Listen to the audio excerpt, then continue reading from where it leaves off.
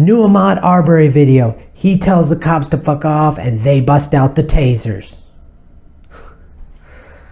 I think we could be reasonable about this.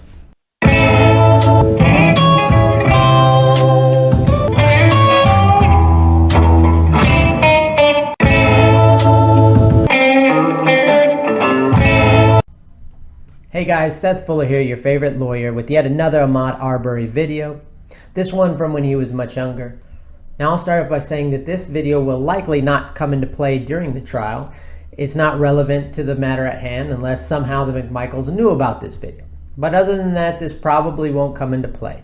However, I want to show it and break it down because I think it's important for us to understand the dynamics going on in these people's lives, specifically in Ahmaud Arbery's life.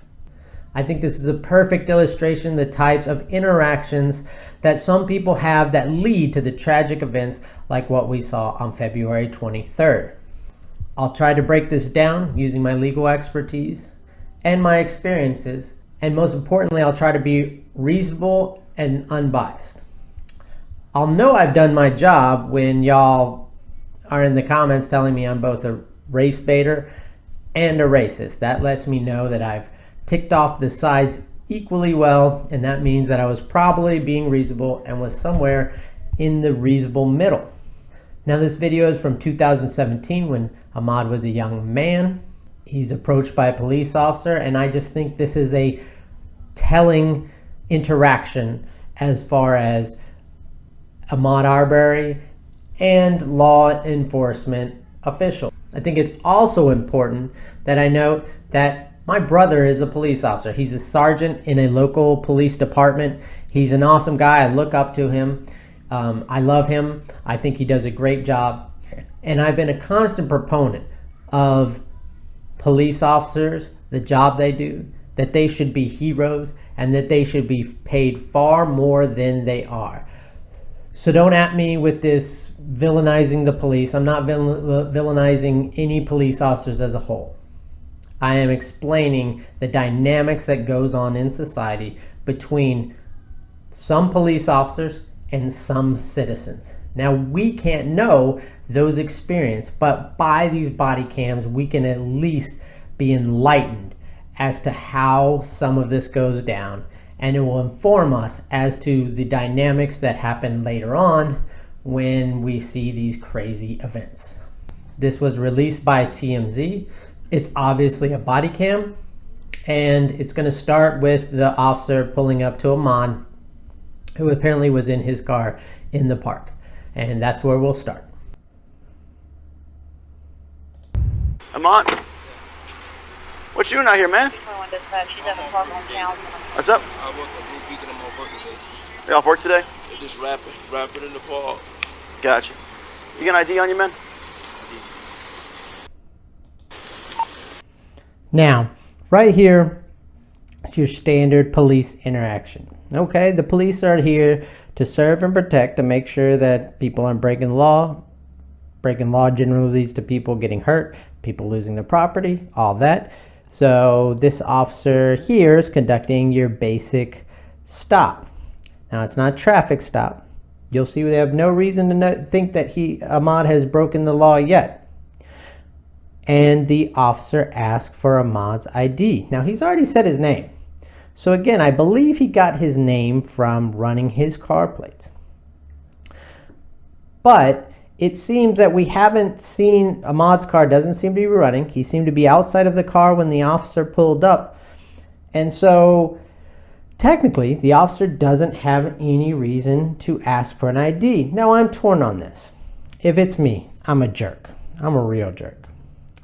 And I say that what I mean is I'm a jerk about my constitutional rights. And while I know that the police are out there to preserve and protect and to help me, I also know that if they can, they will violate my rights if it helps them in their duties.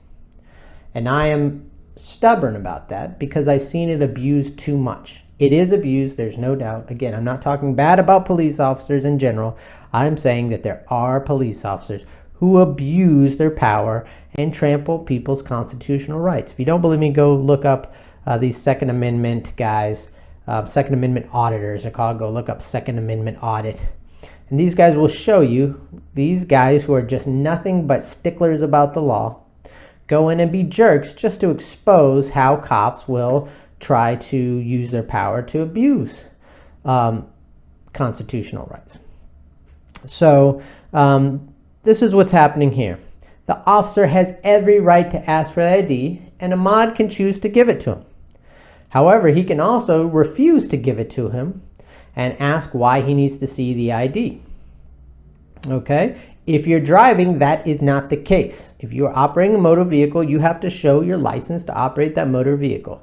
If you're standing around and haven't been seen driving, and the officer does not suspect you of a crime, you do, in Texas at least, you do not have to show your ID, and that's pretty much everywhere because that is a constitutional right. They have to have reasonable suspicion in order to even ID you.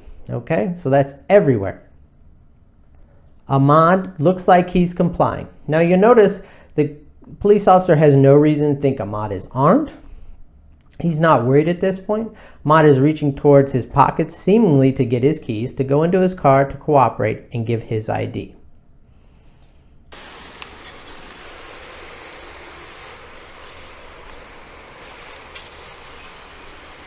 Now here Ahmaud has gone into his car, gotten his ID.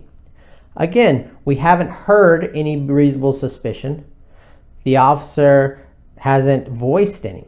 But Ahmaud is freely identifying himself, which apparently from this video, he absolutely has a constitutional right to refuse to do until the police officer voices a lawful reason to ask for his identification.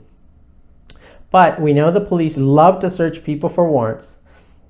Here, Ahmaud voluntarily gives over his license. So we haven't seen Ahmaud break the law. We have no reason to think that so far Ahmaud has violated any laws. All right, thanks, man. Grab it with you, okay? 185 dispatch, I'll be on service. Why am I fucking with you? So, excuse the language. Here's where we're at. The police officer has run his ID. I don't know how long it takes. I could check the times, but basically this is a standard operating procedure for police. He wants to know what's going on. He's going to voice his reason in a second, but basically he stopped a citizen. We don't know what the report was. We don't know if there was a call. We don't know anything yet. But he hasn't told the citizen anything, and yet the citizen presented an ID, which he didn't have to, and has so far cooperated. He's waiting patiently at the bumper of the car. But apparently, part of the video they cut out, and maybe you couldn't hear it, Ahmaud asked the police, "Why are you fucking with me?" That's a really good question. That's the question that a citizen should ask. Why am I being pulled over? Why am I being identified? Why are you asking for my identification? What am I suspected of? What can I do for you? These things are questions that citizens should ask in any police interaction so that they can protect their constitutional rights and know what's going on. The police are here to work for you, unless you're a criminal. But they're supposed to be keeping you safe from other criminals. If you're not a criminal, they shouldn't be messing with you. You want to know why I'm fucking with you? Why? Keep your hand in your pocket. I ain't got shit on me. What the fuck you fucking with me for? I'll tell you why I'm here, man. Why? I'll tell you why I'm Why? here. Because this area is known for drug activity. Drug? How the fuck I'm drug at? Check when I work at Blue Beacon. Back up. Check my shit. Back boy. up. The fuck you talking about? You Check want back my up? motherfucking shit. Bitch, you hit me. Send me with that another shit, unit, bitch, you gonna be please. fucked Send me up. another unit. Shit. Fuck you talking about? Oh, boy. Turn around and put your hands on the car. So here is where the audience turns, right? This is why the video was probably released, and it's what is going to get every redneck this side of the Mississippi worked up about. Ahmaud has become aggressive. Now again, he's in the park. He's pulled over by police or approached by police. He's cooperative until he has to get his ID run. Still not knowing what he's done, he asks, "Why are you fucking with me?" And the cop goes, "I'll tell you why. Because this is a drug activity." Now the cop is basically saying that he is investigating Ahmaud for drugs or drug dealing. That's what he's saying. There's no doubt that's what he is saying when he says this place is a drug activity. Now, Maybe you don't think Ahmaud should react like this, but all I would say is if you are not a drug dealer and you're not dealing drugs and you're just in the park and you're being investigated for that, I personally don't see any reason not to be angry at that. Because you should be angry that police are wasting their resources investigating something that's baseless. So the cop tells the Ahmaud to keep his hands out of pocket, which is perfectly reasonable, and tells him to step back because Ahmaud did get aggressive. So this is where, as a citizen, you should know. Don't ever get that aggressive with the police. Be polite to all police officers. Okay? That will always help you in this situation. You're at least going to spend the night in jail, or at least a few hours in jail if the cop decides to take you, whether that's lawful or not. And you're probably not going to win any money with any sort of lawsuit or anything like that. So be respectful, but be assertive of your rights. And so far, Ahmaud is trying to assert his rights in the best way that this young man knows how. And the police officer told him, back up, I'm investigating. So here's what we know. A, the police officer has not voiced any reasonable suspicion to think that Ahmaud was dealing drugs. He's investigating a very basic charge, and Ahmaud had so far been cooperative. At this point, Ahmaud becomes uncooperative. Now, as a police officer, in my opinion, you should disengage. Give the citizen his ID back, and if you don't suspect anything, go on your way or observe. That's perfectly reasonable. This cop is being reasonable and being patient with Ahmaud. You'll see the opposite approach in a second. So in general, I think this cop so far has done the right thing, has comported himself as a police officer should, and has not done anything that I would say that a police officer should not do. Ahmaud has got a little aggressive, but he has not broken the law. He has asserted his rights. He's just being a little rude, which will get a jury turned against you if you do sit in front of the jury. However, he's done nothing wrong. Okay, it's not wrong to be rude to the police, especially if you feel that you're being harassed. Remember, we don't know what Ahmaud's previous history is with the police. We know what his future history is, but we don't know what he's faced so far. Turn around, put your hands on the car. Turn around, put your hands on the car. I'm checking you for weapons. I'm checking you for weapons. So here the cop tells him to put his hands on the car so that he can check for weapons. Okay, this is called a Brady Stop. This is named after the case of the same name, which basically says that the police officer can check for weapons. He can't search you. You are free from unlawful search and seizures. And unless the police officer has probable cause to believe that you have some weapon or some sort of illegal substance, he can do a Brady pat down. He can search you just for weapons, just to make sure that the police are safe out there, which we want, and to make sure that you're not going to hurt him. And this is what he does. And Ahmaud puts his hands up and it allows him to. You got no reason to touch me, bro. I'm not searching you. I'm checking you for weapons. All right, man? You don't have any warrants? Weapons, bro. I know, but you're coming up on me. You make me kind of nervous. Okay? You bothering me for nothing. I work at Blue Beacon, bro. Okay, so the police officer does the pat down search. It was a little suspect in the jacket part. I think he should have searched the jacket a little better, but he does his search. So now he knows that this young man doesn't have weapons. So now what is he doing? He has no reasonable suspicion. We know he doesn't have probable cause because he would have searched him had he had probable cause. If he had reasonable suspicion, he would have searched him. But he has nothing, and he has not voiced it. In fact, he says, I'm not arresting you. I'm not searching you. That's the important part. That's the key word to I don't have probable cause. And so he's just patting him down for weapons. And he has done so, and Ahmaud has cooperated. And now Ahmaud is angry. Why? Because he's just trying to sit around in the park on his day off, and a police officer who is supposed to serve and protect him is hassling him. And again, if you think this is not a trend, I suggest you look into the data.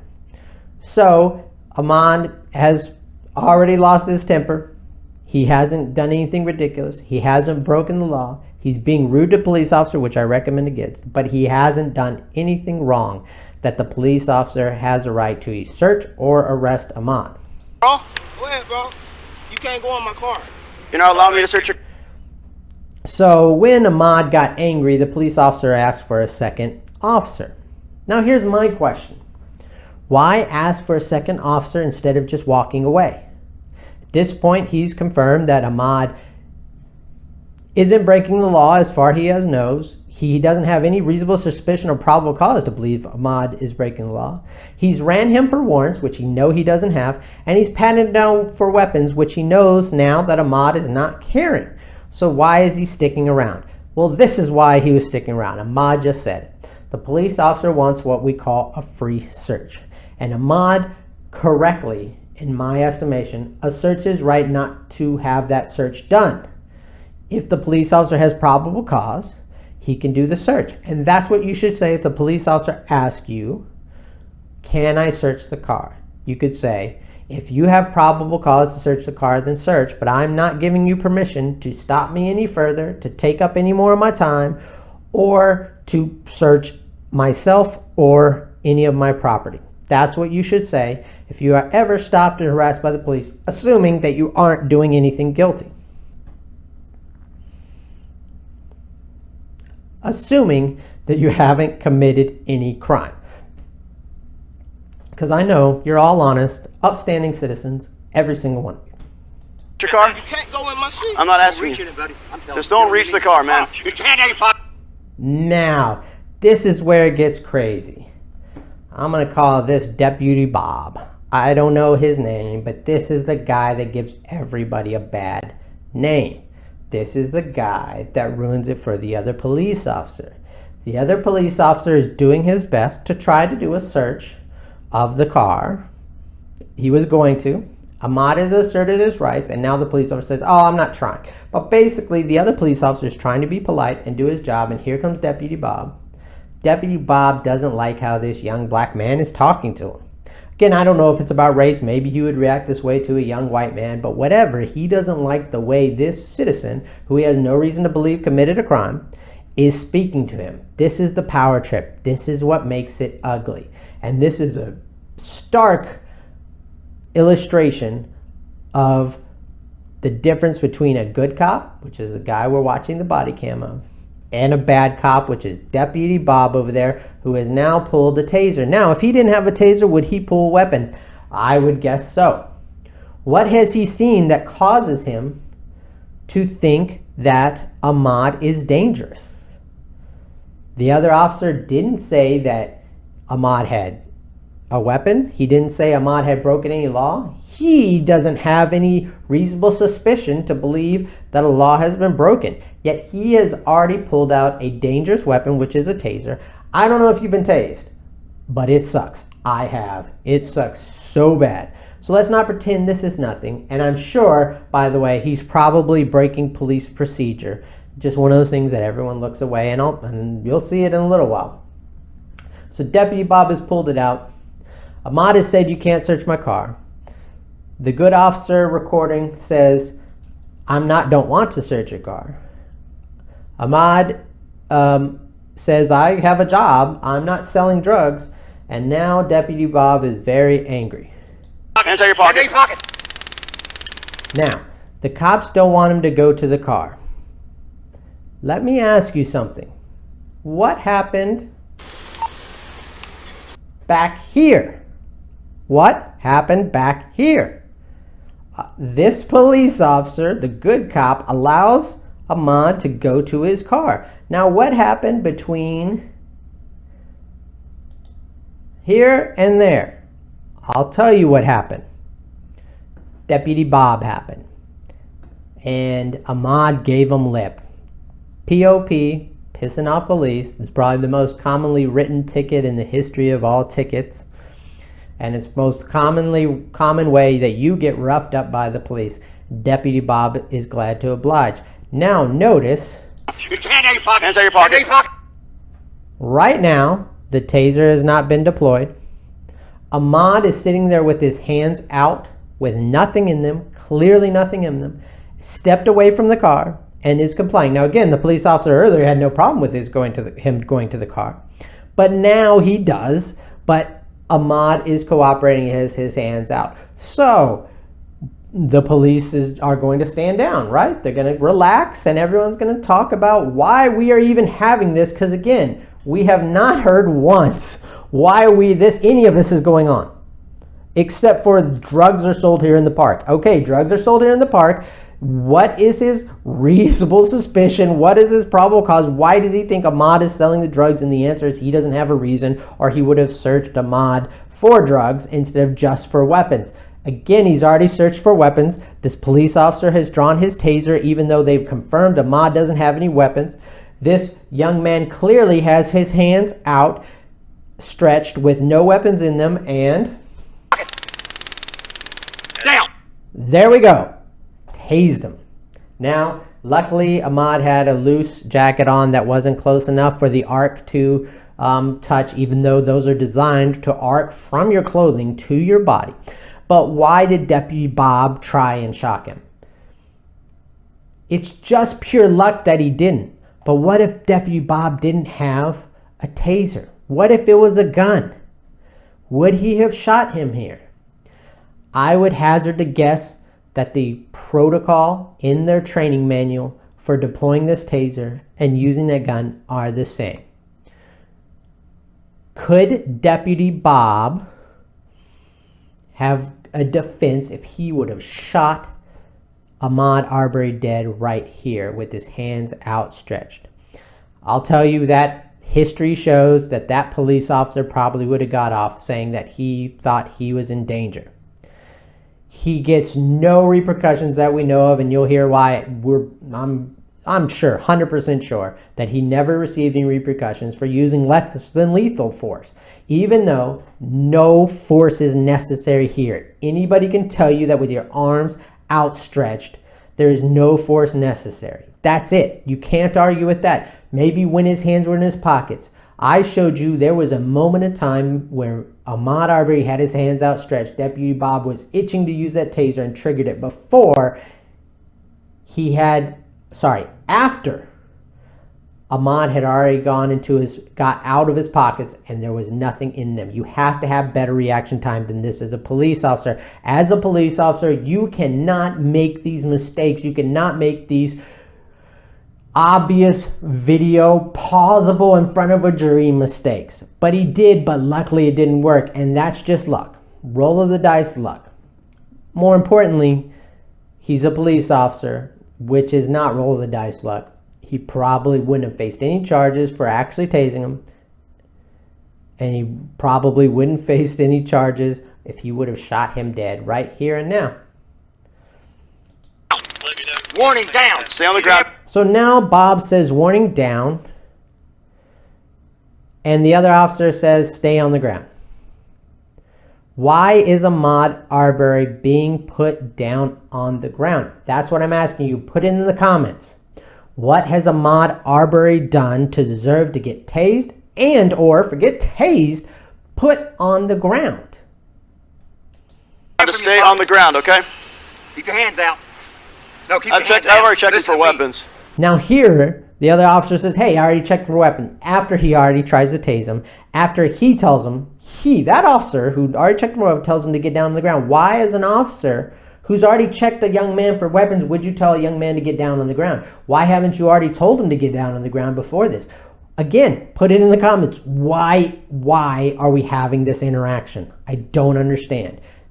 I do. I'm being facetious.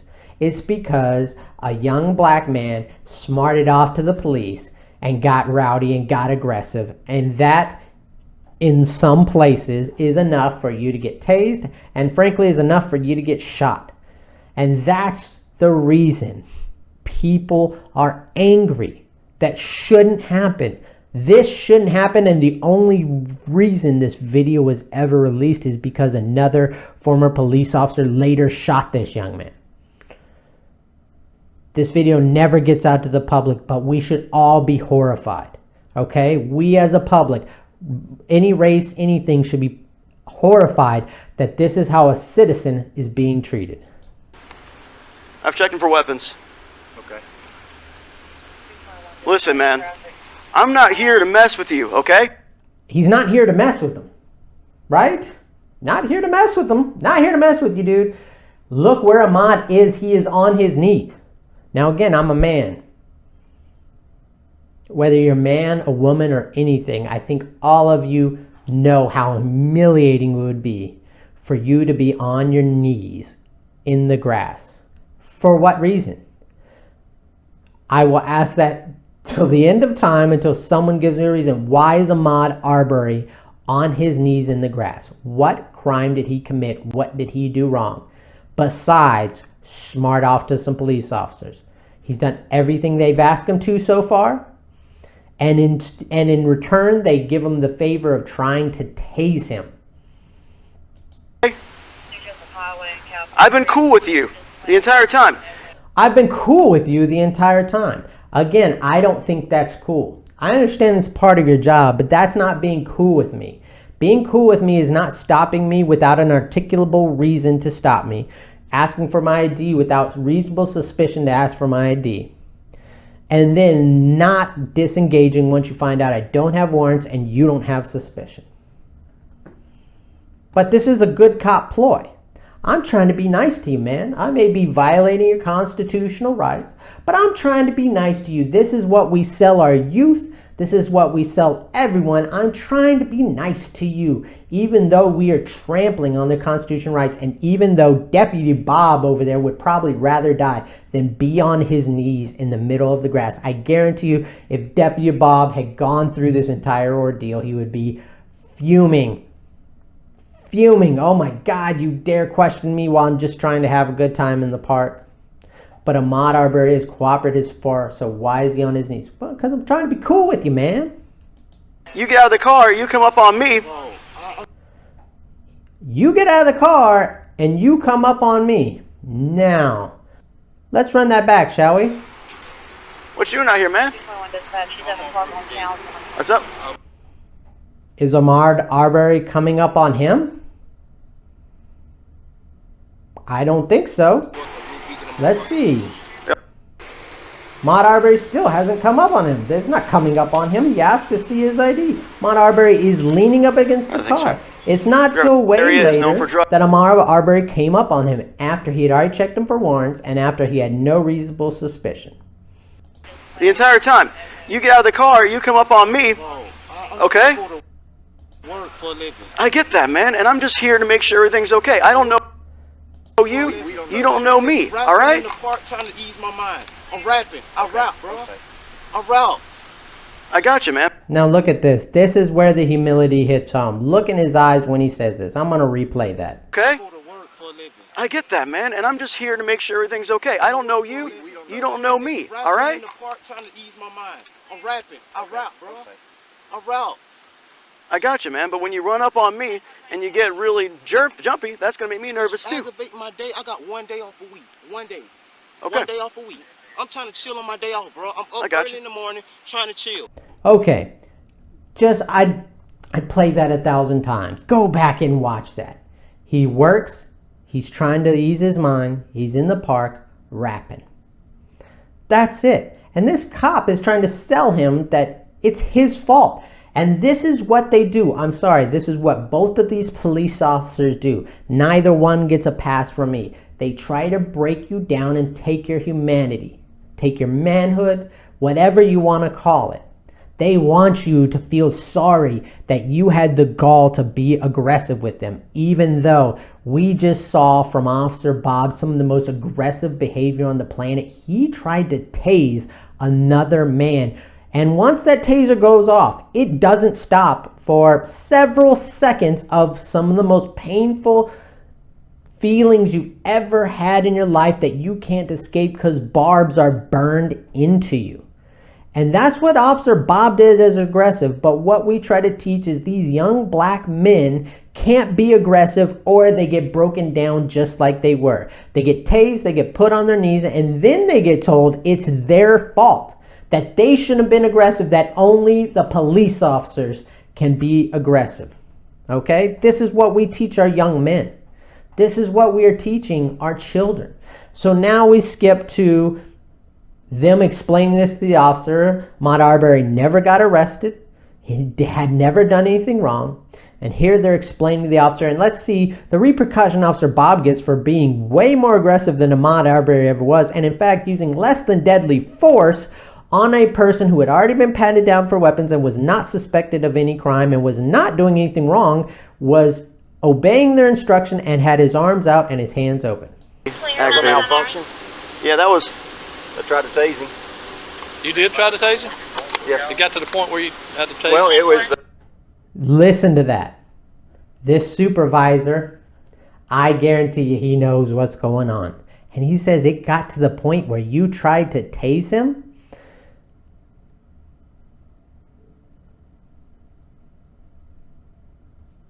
That is a surprise. That is telling him what happened here. Y'all aren't telling me something, because the story you told me didn't seem any taser. I didn't realize he'd already patted him down for weapons. Didn't realize he'd already been patted down for weapons. There's like a wallet or something, and I could see him going like Saw that. a wallet or He had a big something? heavy coat on, and he just wasn't moving fast enough. But Yeah, he was very agitated just for me being out here talking to him.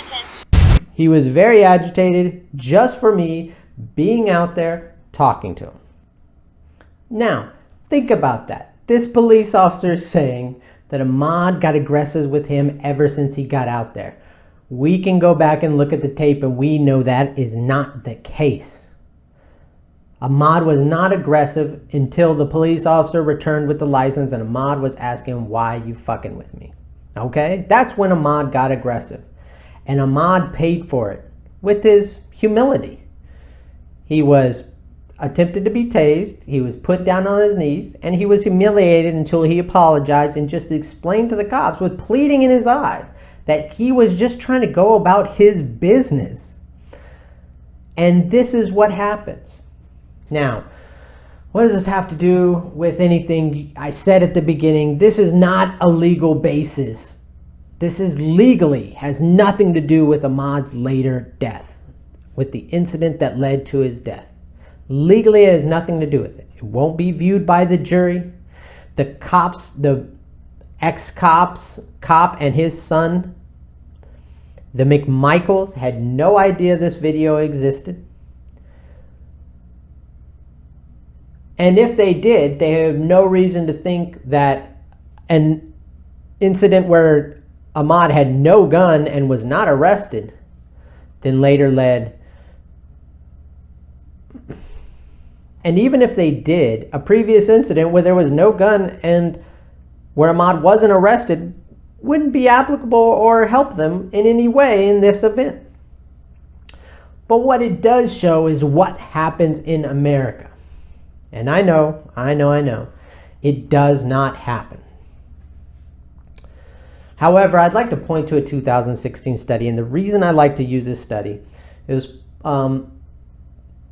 published in, it was by a Harvard University economics professor, Roland Fryer, and it was an empirical analysis of racial differences in police use of force. The reason I like this one is because when they control for everything, the important context and civilian behaviors that go with these things, they found that there is no racial differences between shootings of white and shootings of blacks. I don't necessarily agree with it, but it is what the other side, the people who will apologize for police no matter what, use to say, look, this Black Lives Matter is ridiculous. Police are shooting white people just as much as black people. But here's the important part. Even in this study that found that, even with taking into account every single factor they could, that same study found that blacks and Hispanics are way more likely to experience some form of force. Even that study that showed that the shooting rate was the same, there was no difference, showed that blacks and Hispanics are way more likely than whites to experience some form of force in interactions with police. 50% more likely. Okay, so you can't praise that finding that shootings are the same and then completely ignore the rest of the data. This is a perfect example of what's happening with Hispanics and African Americans in our nation, as shown by the data in studies like this. They're more likely to have interactions with police, and the police interactions are more likely to use force, as evidenced here. Now, this is anecdotal, but this is something that anybody with the experience can tell you happens every day. Minorities, especially young male minorities, are being treated differently by police. And if that happens, if an incident like this happens, can you imagine what goes on in Ahmaud's brain later on when non-police people are caught? More importantly, can you imagine when you're just looking through a house innocently and you see someone on the phone with police? What goes through your mind? Even if you don't think you're doing anything wrong, Ahmaud already knew what was going to happen when police arrived. He might end up tased, or at best, on his best day, on his knees in the dirt or the grass, just begging the police officers to understand what he was doing. That's what would happen in his brain because he had already lived it. And so don't give me this guilt stuff. It's not about guilt. This is about systemic and systematic psychological warfare that results in bad results like this. Why did Ahmaud charge someone with a gun? I don't know. But I do know that Ahmaud had a lifetime of interactions like these, including ones where he was in the wrong.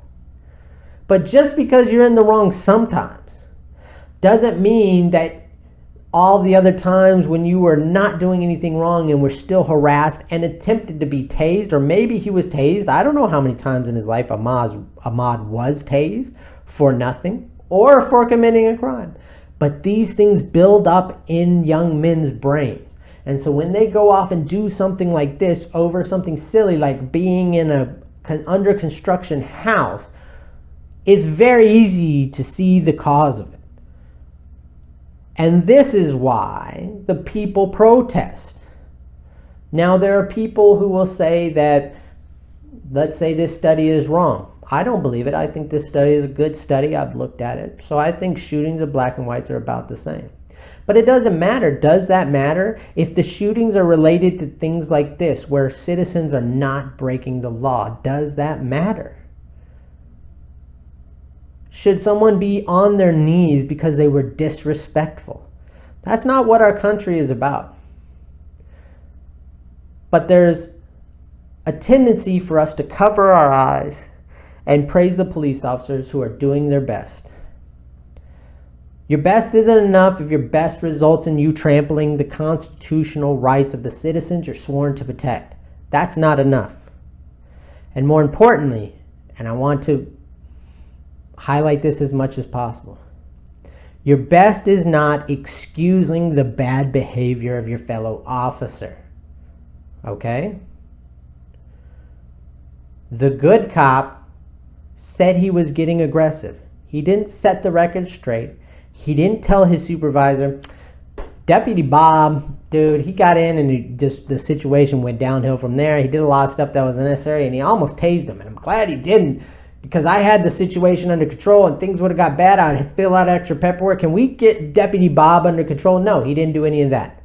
He excused it, he hemmed, he hawed, and he gave a report that essentially Deputy Bob was in the right, even though the supervisor seemed to know that Deputy Bob wasn't.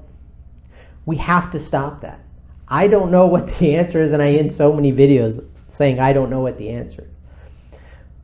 I think the answer is for all police to keep the other police responsible. I think to do that, we have to pay them more. We have to pay them more so that we can expect better policing. And so that when a bad police is on the force, the good police who are paying enough have enough people there to support them that they can push out the bad ones and know that it will be replaced not by another bad police officer but by a good one, because the standards are high, because the pay is high. That's what I think should happen. But I do think this is a lesson in how a citizen should act. I think Ahmaud Arbery, in the end, acted phenomenally. For the treatment he was given, he actually ended up doing the right thing. And it only almost got him tased. I think the good cop almost did everything right. Except he didn't correct his other police officer when he tried to tase him. And he didn't report him to his supervisor when he had the chance.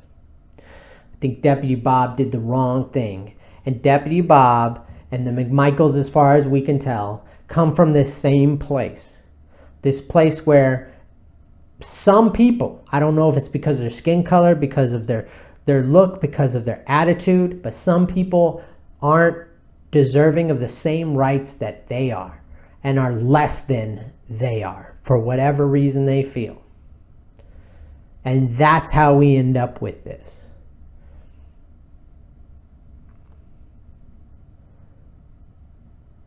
And the first step to change is to acknowledge the problems. So ignore the people who are going to excuse the police no matter what they do.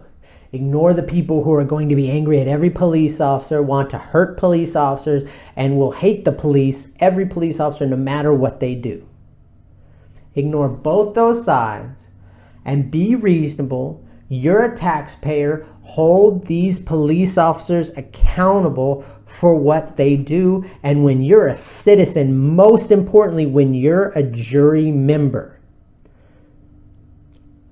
remember this and hold the police officers to the standard that you want them to.